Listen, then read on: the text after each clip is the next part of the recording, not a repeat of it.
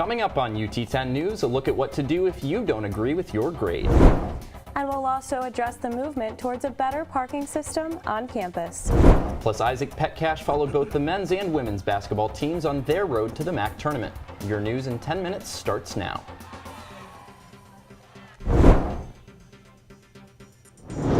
Thanks for joining us. I'm Reed Teetsorth. And I'm Marla Goatee. Students who feel their grades don't reflect what's outlined through syllabi or university policies can file an academic grievance. UT10's Kaylee Loofborough takes us through the procedure.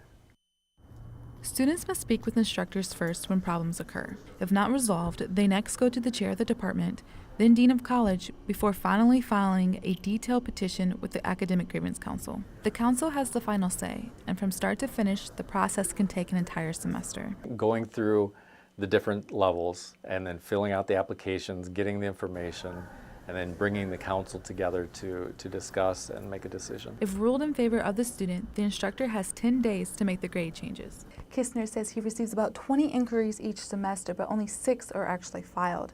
However, we talked to several students and they didn't know the process existed. I just had assumed that whenever we filled out those end of the semester teacher evaluations, that those were kind of our way of getting to the higher ups. Students have until the last day of classes of the next semester to file a grievance, meaning those who want to file for last fall have until April 26. I'm Kaylee Loofborough, UT10 News.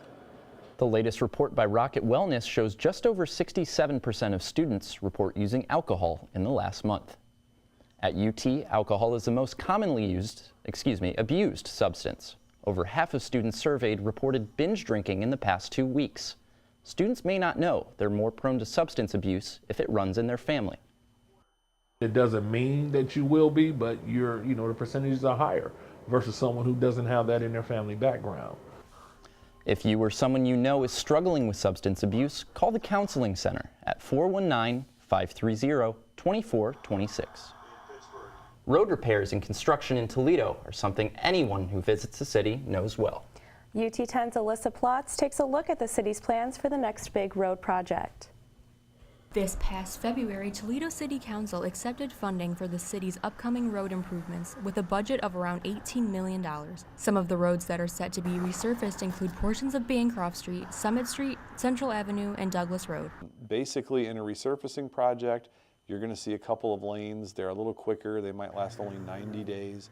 But there's going to be a lane or two down on each side of the road. Even though the upcoming repairs will not be a major project, students who commute to UT know the obstacles the roads and their repairs can create. Transitioning from Michigan to Toledo sometimes can be nice, but also it can be worse because the roads here get more use, but they also get fixed a little bit more. Now, a majority of the work for this project is set to start in 2020, but expect to see some smaller repairs starting in the upcoming summer months.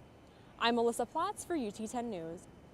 Students commuting to UT pay $125 per semester for a parking pass, but are not always able to find a spot. Rachel Schneider shows us how one student is becoming a voice for thousands who are fed up with campus parking. A forum was held before spring break for students to voice their concerns about campus parking. Student government hosted the event after an online petition received 2,500 signatures within 48 hours. This isn't the first petition created by sophomore Joe Agan. Parking affects literally everybody, including alumni. Back in January, Agan created a petition against new meal plan restrictions. Senior administrators are taking notice to the wave of students calling for change. We're looking for ideas. I'm not opposed to ideas because that's how we're going to make things better. Many frustrations were brought to attention regarding the price of a pass, limited handicapped parking, and the safety of the lots. Joe Agan says he will reside on a committee along with other administrators to plan a new parking garage on campus. Agan will be the voice of the students on this committee and encourages other students to approach him with their concerns and experiences with UT parking. For UT10 News, I'm Rachel Schneider. There's nothing better than coming back to a hot meal after a long day of classes. But that isn't always possible given UT's dining options. I looked into how students feel about the dining hall's hours. The University of Toledo has 2 dining halls located in the Student Union and Ottawa East. They offer many different options for eating, but students are upset at how early the dining halls close. Biology labs can last until 9:50 p.m., but the dining halls close at 8:30. Leaving students with minimal options to find hot, fresh food. I usually like to grab some food, but like once it's 7:30 or 7:45 and I'm still here, they start closing up shop, and it's kind of unfair for like students like me to like get some extra food. And while Rocket Market is open until 11 p.m., their options are limited to pizza, meatball subs, and prepackaged foods. But if the dining halls were to stay open later, the University of Toledo would either have to increase the hours of their current employees or hire more to cover the extra hours. Marla, I don't think I can meet my daily calorie quota without eating after 8:30 p.m. Now, Reed, I know you and how you eat, and I think you're going to be just fine. Prom season is approaching, and the Toledo-Lucas County Public Library is collecting gently used formal attire to help local students. Donations are being accepted at several branches until the end of March. Teens may pick up one complete outfit starting April 15th through the 20th from 10 a.m. to 4 p.m. at the West Toledo branch. All items are on a first-come, first-served basis. Pick out an outfit, try it on, maybe take a couple of selfies, and if everything fits and looks great, you can walk out the door and have a great prom night. For a complete list of branches participating, go to our website, ut10news.com. Students from UT and all over the country came to the Seagate Center to live out their favorite comic books and cartoons at Fantasticon. 27 pop culture fans took the stage to compete in the adult cosplay contest, featuring both homemade and professional costumes. The first place duo received $150 cash, a Tony Pacos gift card, a t-shirt, and tickets to see the walleye. It's not so much about winning as it is just enjoying yourself, having fun, meeting some of the other contestants and getting to know them and making friends. Fantasticon began in 1976 and makes stops in Ohio, Michigan, and Indiana.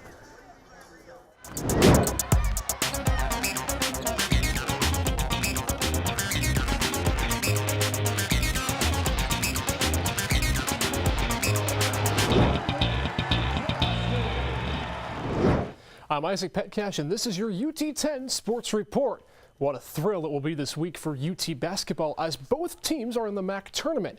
Friday, the Rocket men looked to soar past Eastern Michigan, honoring 3 seniors along the way.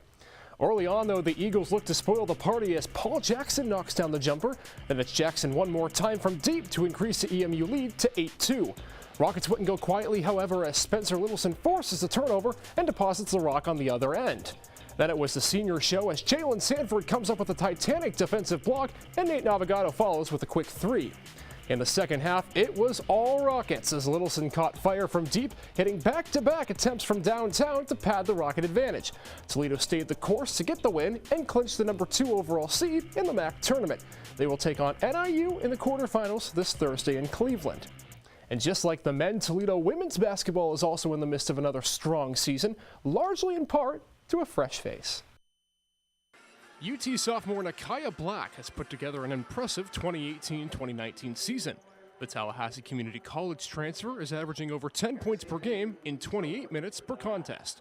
Black is also a team captain and is hoping to lead her squad to a MAC title. I feel like when people try too hard to look forward, you miss the moment and then you drop the ball. So definitely just staying patient. Black and the Rockets headed to Central Michigan on Saturday, hoping to earn the season sweep. But it was the Chippewas getting off to a hot start early thanks to a pull-up triple by Presley Hudson. Toledo found themselves down 25-9 after 1, but got right back into the fray off some forced turnovers. First from Michaela Boyd finding Sarah St. Fort for the lay-in. Then it's Mariella Santucci getting in on the act as she pickpockets Hudson and goes coast to coast to trim the deficit to 5. In the third, though, CMU dominated the paint thanks to senior Raina Frost, who kisses it off the glass for 2 of her game-high 32 points. Rockets would try to make a late comeback as Kayla McIntyre dices her way for a pair, but the Chippewas were too much to handle as Hudson puts the icing on the cake with 3 more to give CMU a 78-45 win.